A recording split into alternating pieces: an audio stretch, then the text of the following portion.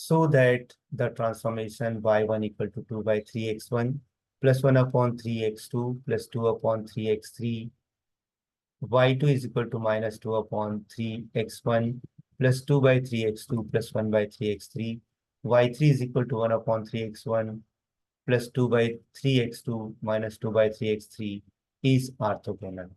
We have to prove that this transformation is orthogonal.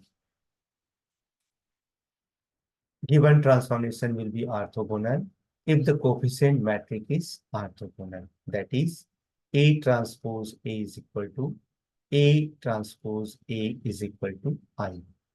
So here A is equal to, it is 1 by 3 we are taking outside. What is the numerator? It is 2, 1, 2. 2, 1, 2. Similarly, in the second part, minus 2 plus 2, 1. And in the third part, 1, 2, minus 2. This is the matrix A. Now, consider A into A transpose. A into A transpose. So,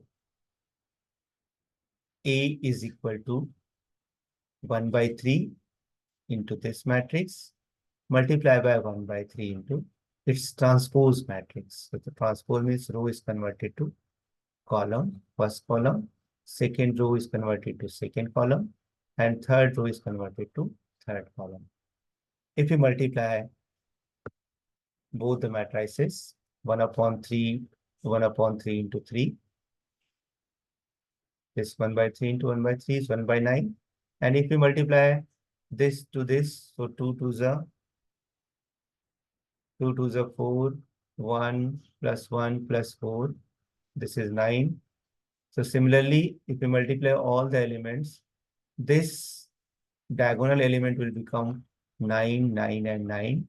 And the remaining will become 0, 0, 0, 0, 0, and 0.